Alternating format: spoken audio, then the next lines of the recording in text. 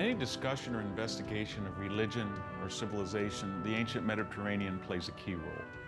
If you want to understand Islam, how it spread throughout North Africa and into Europe at one point, the origins of Judaism, the creation of Christianity, or perhaps the nature of the Byzantine Empire, the Ottoman Empire, the Greek Empire, the Roman Empire.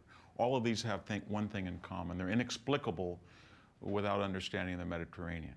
Why is the Mediterranean so essential to understanding the growth and spread of Western civilization and indeed world religion in general?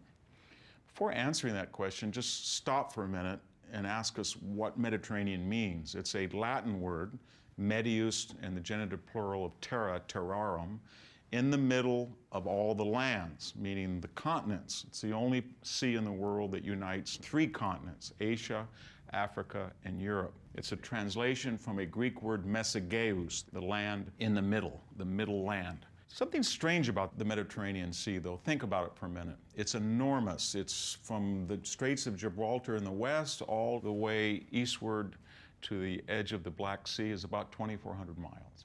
And yet, it's entirely, at least until the 19th century, with the digging of the Suez Canal, it's entirely closed. There's only one way in and out in antiquity.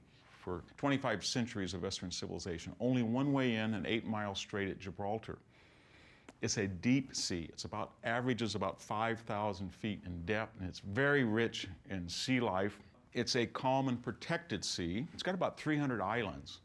You know the big ones, Sicily, the biggest, and then Sardinia and Corsica, and Crete and Malta.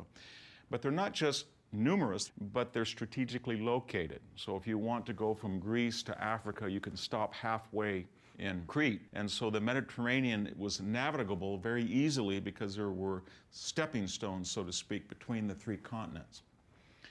So what makes the Mediterranean so essential to the creation of religion and civilization? In a word, climate, location, and the peculiar civilizations of those three continents. Let's take climate. Now, there is a word called Mediterranean. What does Mediterranean mean? It means that there is a period in the winter of about just 2 months where the temperature at night goes below freezing. That allows deciduous fruit trees to grow and thrive. And yet, you don't have cold temperatures at critical times in March and April that can destroy blooms and make it almost impossible to grow fruit trees, fruits, and olives as well. So you have the best of both worlds in a Mediterranean climate. Enough cold weather to shock the tree into dormancy, but not too much to destroy the developing crop in the spring. In addition, you have a warm but not a moist climate. You don't have problems with rotting, mold, fungus, tropical deluges, flooding to the same degree that you do in the tropics.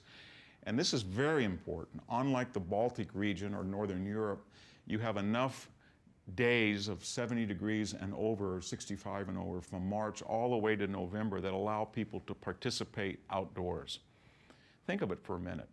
If you want to have a constitutional government in Athens, where are you going to put 7,000 people in the pre-engineering phase where civilizations did not know how to span great indoor distances? You can put them outside and they can deliberate in a way that would be absolutely impossible in St. Petersburg or Stockholm. In addition, we have to think of climate in terms of human investment and capital.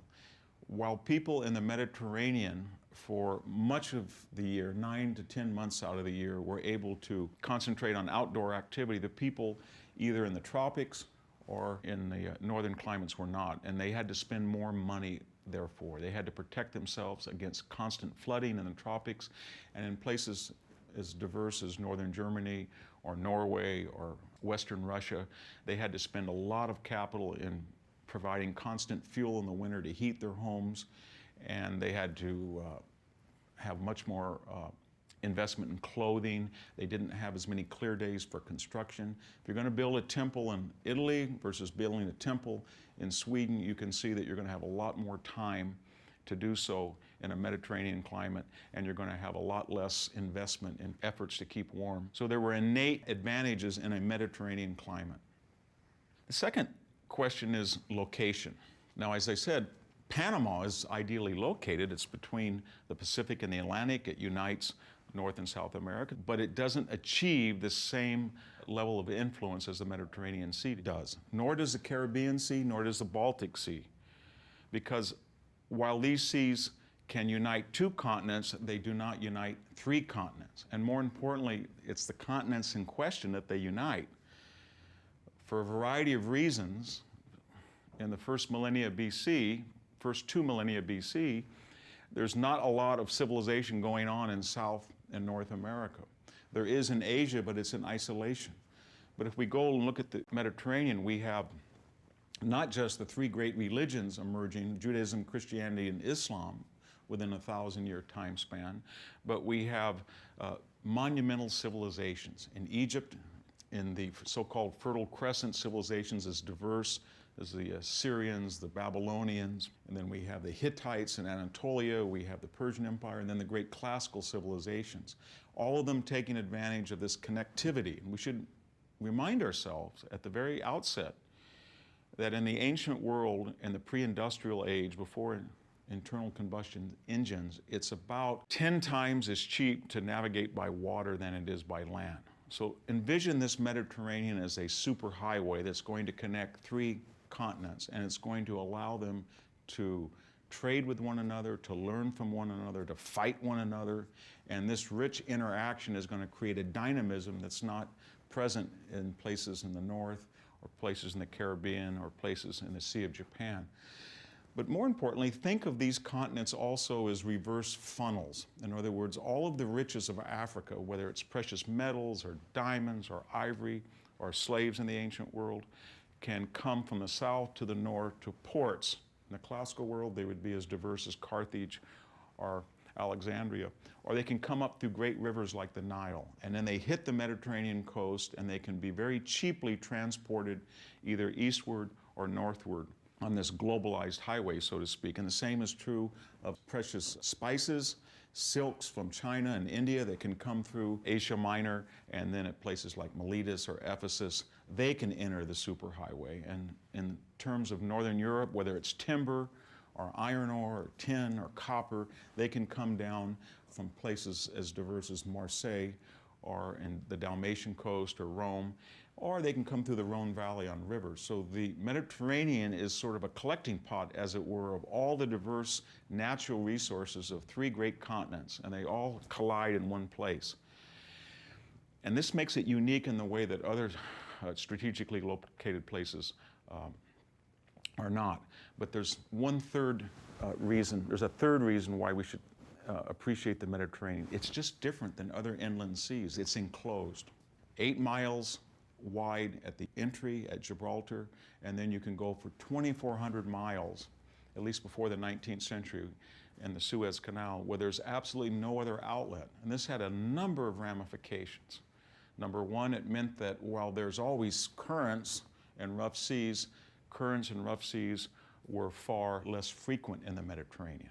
With a Mediterranean climate, you could start to develop commerce with oared ships. That's a fancy word of just saying you could row. You didn't have to sail. If you put a galley or a trireme off the coast of Panama on the Atlantic side, or you put one in off the coast of Denmark, or you put one in the North Korean Sea, the chances are that it would swamp or it would be too cold. Not in the Mediterranean. It was calm, it was enclosed, and it allowed early civilizations to communicate and trade and travel from one to the other without worry about rough seas. And it really developed the entire idea of ocean navigation. We're going to get back to that because it was a double-edged sword once the New World opened up. So let me just review. The Mediterranean was unique and was seen as such by classical civilizations and their antecedents in Egypt and the Fertile Crescent. And it was because of this weird location that it united three different continents, and these three different continents were especially rich, and the sea was enclosed, and out of that became this dynamism. Now, here's the key to maximizing the use of the Mediterranean. You have to have control of the entire shoreline. That would mean if a system could control all of North Africa and the Eastern Mediterranean in Anatolia, and the Holy Land and come up through the Balkans and then Italy and Western Europe. That was all under one political system, and it was interconnected with key islands like Cyprus, Crete, or Malta. Then people could trade freely, and you could create a globalized system, and you wouldn't have to worry about things like piracy or rival kingdoms. The problem with that idea, that globalized idea, it's almost impossible to carry off because it would require one particular state to have influence in 3 different continents. That never happened except in one case, and that was Rome. So much of the story of civilization in the Mediterranean is the story of the growth and influence of the Roman Empire. Let's review a minute. After the fall of Egypt and after the efforts of Hellenic civilization through Alexander the Great to spread culture, we do see signs that the Greek speakers had control of the Eastern Mediterranean, and for a while they had a control of the Egyptian coast and of course the Greek coastline, and that was about it. They never had influence west of Sicily, nor did the Phoenicians earlier, nor did the Persians earlier. Rome came along, and in a series of wars spanning 2 centuries, it achieved the almost unthinkable, and that was it was able to unite this 2,400 mile corridor, which is the Mediterranean, under one particular economic, social, cultural, and military system. And we can stop for a second and think how they did that. It seems almost impossible, because when we say Rome, we're talking about what? 4 million Italian agrarians in 1/4 of the Italian peninsula at 216 in a life and death struggle with a very sophisticated, wealthy Carthaginian empire being invaded by a genius like Hannibal. And yet in a series of wars from 266 to 146, what we call the 3 Punic Wars, Rome, as I said, did the unthinkable. It defeated Carthage, and almost immediately that changed the complexion of Italian culture. Sicily became Roman in a way that it had never been before. It had always been Carthaginian or earlier Greek. Rome gained access to the Iberian Peninsula, and it gained Carthaginian holdings in what is today Tunis, Morocco, and Algeria. And that meant that Rome was starting, at least in the Western Mediterranean, to create an interconnected lake, so to speak. There were key tessera missing in this mosaic, but they had the original idea. And whether this was deliberate, somebody in a strategic planning session in the Forum, or a key senator, a Scipio, said, you know what, we got to take over the entire Mediterranean, because if we can do that, we can create a globalized system of trade. I don't think so. It was probably haphazard. But after Rome developed this ability to defeat sophisticated cultures like Carthage, then it reapplied those lessons again and again. At almost the same time it was fighting in the Second and Third Punic Wars against Carthage, it completed the domination of the Hellenistic kingdoms in the Balkans and Greece in the so-called First, Second, and Third Macedonian Wars. So if we take an arbitrary date, 146 BC, we see the destruction of Carthage, and we see the complete finalization of Roman Greece and the Roman Balkans. And then things start to accelerate, because the Roman legions now are coming into their form. The Senate is starting to think strategically. Roman systems of trade, commerce, economic productivity are starting to be systematized, and we're starting to see the origins of an imperial system. By the time of the late Republic, the 2nd and 1st centuries BC, Hispania, Spain and Portugal, have been brought into the system inland. Due to Caesar's Gallic Wars, he annexes the province of what we would call now Belgium and France, and that gives you another access point in the Rhone Valley at Marseille and elsewhere on the French coast into the Mediterranean system. There's a series of wars in Numidia, the Jurgantine Wars, where the next strip of North Africa eastward, all the way to what is now eastern Libya and Egypt, is pacified and brought into the system. Asia Minor and the Holy Land, in a series of wars of the 1st and 2nd centuries BC, are brought in. Mithridates and the Black Sea kingdoms are brought in the 1st century BC. And the final ingredient, of course, is the annexation of Cleopatra's Egypt at the Battle of Actium in 31 BC. And at that point, this 200-year process is pretty much complete. In other words, if we were to go along the coast of the Mediterranean, let's start in Italy, work our way into France, to Spain, hop over this 8-mile channel to what is now Morocco. We have Algeria, Tunisia, Libya, Egypt. We go northward into what is now Israel and Syria, Lebanon, Syria, all the way into southern Turkey, up the coast of Asia Minor, going around into Thrace, down the Greek coastline, all the way around. And then we get into Dalmatia and back to Rome. We've got 29,000 mile circumference. And this is what the Romans called Mare Nostrum, RC. It was a realization of something the Greeks had dreamed of. Plato, the philosopher, in his famous dialogue, the Phaedo, said the Greeks are like frogs sitting around a pond looking at the Mediterranean. But once this Roman system was finalized, think for a minute, it allowed a early version of what we know as globalization. It was the first globalization. That meant that Roman expertise, whether it was architectural, building a dome like the Pantheon, or whether it was artistic, a Corinthian capital, or the ability to capture realistically a portraiture on a wood painting, or it was sophisticated roads, or it was constitutional systems of government, or it was the ability to write in novels or plays, or more importantly, scientific treatises, that information could be dispersed throughout this system at travel rates of 2 to 3 weeks. You could get from Gibraltar if you were going eastward to the Black Sea, and maybe 5 to 6 weeks back from the Black Sea to Gibraltar, and 2 days from north to south in some of the routes, especially from southern Italy to Tunisia, or from Alexandria through Crete, or from Tripolis, Leptis Magna through Crete up to Greece. And so we start to see these capitals, Alexandria, Egypt, New Carthage, Leptis Magna, Rome, of course, Ravenna, Athens, Miletus, Ephesus, and they serve as sort of nexuses for silk, spices, slaves, precious metal, and they throw them out on the Mediterranean and having exchanges about architecture, engineering, science. So a doctor like Galen can say, you know what, I'm going to take a voyage to Alexandria and talk to some Greek doctors. They're united under a common Latin tongue. They can speak a tribal language in Northern Europe. They can speak, of course, Greek. They can speak a Punic language, but they all know Latin as well. And that's a systemized global method of communication. The practical results are, if today we were going to walk the ruins of Leptis Magna in Libya, as I did in 2006, or if you're going to spend 3 days to try to wander through the vast expanse of Miletus and Ephesus, either one, or if you go to Pompeii, there's a commonality. You may think you're in Libya, and you are as soon as you leave the site of Leptis Magna. You know you're in Turkey when you're outside the gates of Ephesus, and you know you're in Italy when you try to go into Naples from Herculaneum or Pompeii, but you're really not once you're inside those sites. What do I mean by that? The roads are the same. The language is the same. The architectural components of the Corinthian order are the same. There's going to be amphitheaters, there's going to be aqueducts, there's going to be roads, there's going to be harbors, and they're all going to be the same.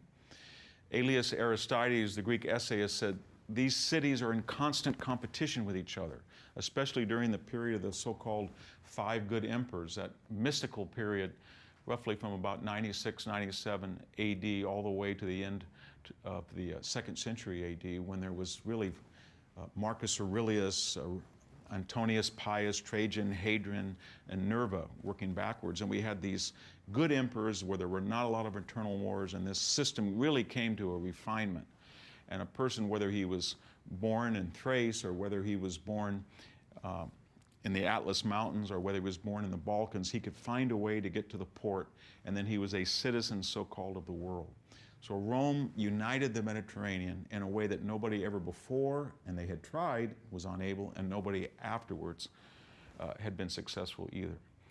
And just as the Mediterranean explains the rise of Roman civilization and our first globalization and quantum leaps in the material culture and knowledge of civilization, so the breakup of this system explains in many cases the collapse of Rome.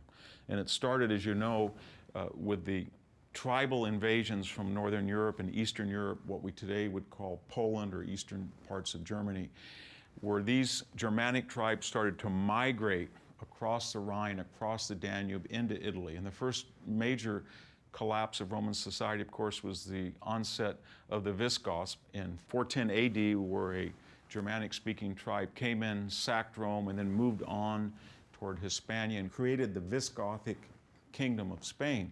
That took out of the globalized system the key ports in Spain and the key ports in Portugal, and it meant that the system was starting to crack now. More importantly, in 455, there is a Vandal invasion, another tribal group from probably what's today Western Poland. They sack Rome in 455, but even more importantly, they migrate on to North Africa, and they set up for almost 100 years a Vandal kingdom.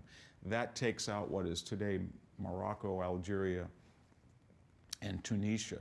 Let's stop for a minute because we want to know why Rome falls. Well, one of the reasons Rome falls is that suddenly you can't import wheat from Tunisia or Morocco easily into Sicily, into Rome. And suddenly, if you're going to trade from Spain, you can't do it any longer. Or say that you've got a load of wine coming into Rome, suddenly you're going to be facing Vandal pirates that can get on the Mediterranean.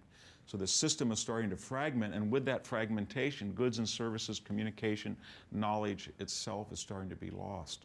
It would be as if in the United States, when we talk about 50 states, that suddenly people in Southern California could not access themselves on the internet or could not drive to Arizona, or UCLA could not communicate with UC Berkeley, or Stanford University was cut off from Harvard or Yale or Princeton. When this system starts to break apart, then you have enclaves rather than syntheses of knowledge. And this started, as I said, in the 5th century AD in earnest.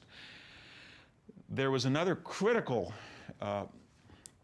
landmark breaking up of the concept of unified ancient Mediterranean. That was the dissection of the Roman Empire between an Eastern Byzantine Greek-speaking empire headquartered at the new city of Constantinople in the 4th century AD, and the traditional Rome-Ravenna Western Empire. Now, this occurred as early as under Diocletian at the end of the 3rd century AD, and under Constantine and the founding of Constantinople in the early 4th century AD, you now had bifurcated Roman control.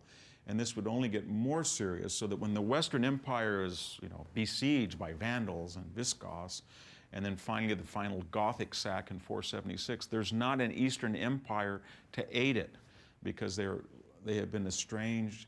They are concentrating on the Eastern Mediterranean area, Egypt, Cyprus, Anatolia, and they're not there, and they cannot bring legions to the West. That was a landmark decision when the empire was split. Moving on, the rise of Islam in the 8th century, early 8th century, across the coast of North Africa was sort of the death knell to the notion of Roman uniformity and globalization.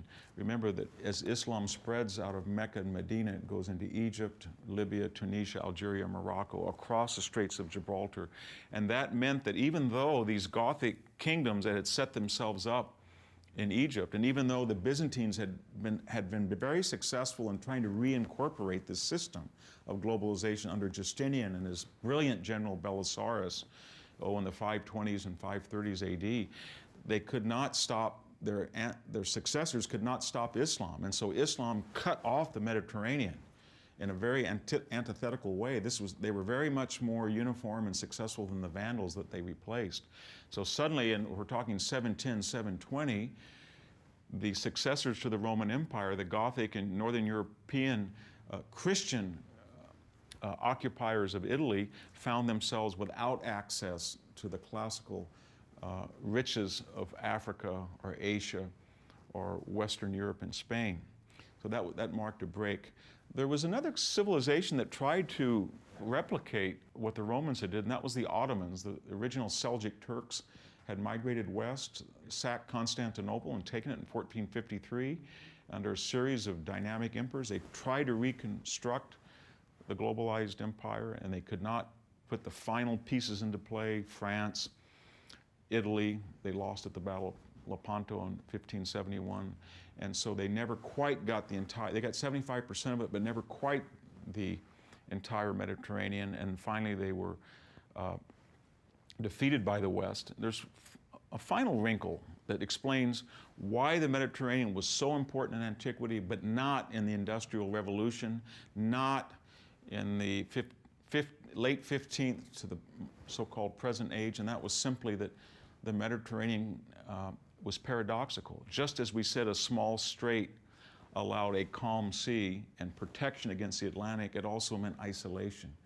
So with the advent of ocean-going vessels, any of these European countries that had a western Atlantic port, Portugal, Spain, France, Holland, and especially Great Britain, they had access to the Atlantic, and in quantum leaps in the 1500s, they began to master the arts of transcontinental navigation by sea, and it makes the Mediterranean a backward lake, so to speak. They're still using galleys in 1600 at a time that a European on the coast is able to go in 6 to 7 weeks across the Atlantic and tap into the great riches, not only of North and South America, but go around the Cape of Good Hope and in a much cheaper, safer fashion, displace the old silk routes that dumped into the Mediterranean and go directly to India and China by sea. I'll end with a final paradox. If what I said was true, that the Mediterranean sort of lost out after the discovery of the New World, and perhaps because it was not a hallmark of Protestant religion in the way that Northern Europe was, why is it so important today? About 30% of the world's commerce takes place on the Mediterranean. Two reasons, I think. One, in the 19th century, they found a way out of the Mediterranean through the Suez Canal into the Red Sea, and suddenly that meant that you didn't have to go around the Cape of Good Hope, and you could go right through the Mediterranean, through the Suez Canal, and connect India and China with Northern Europe. And that created a renaissance. And then after World War II, of course, the great natural wealth in the world became oil. And much of the oil in the world was found in places as natural gas as diverse as Algeria, Libya, but especially in the Persian Gulf, and with the ability to put pipelines into the Red Sea or the Mediterranean, places through Syria or Saudi Arabia, the Mediterranean now became a place where Western countries could find oil and natural gas very cheaply. And so with the onset of modern globalization, the Mediterranean, in some sense, is starting to become reconnected. And we're at a dilemma today because we don't know whether the powers of globalization will make culture uniform in places like Damascus and Cairo and Rome and Lisbon, or that the present sectarian divides in religion, culture, East, West, Islam, Christianity will break it apart as it was in the Dark Ages. Where we're going to have a united Mediterranean or we're going to have a divided one, whichever way it'll be, it won't be new.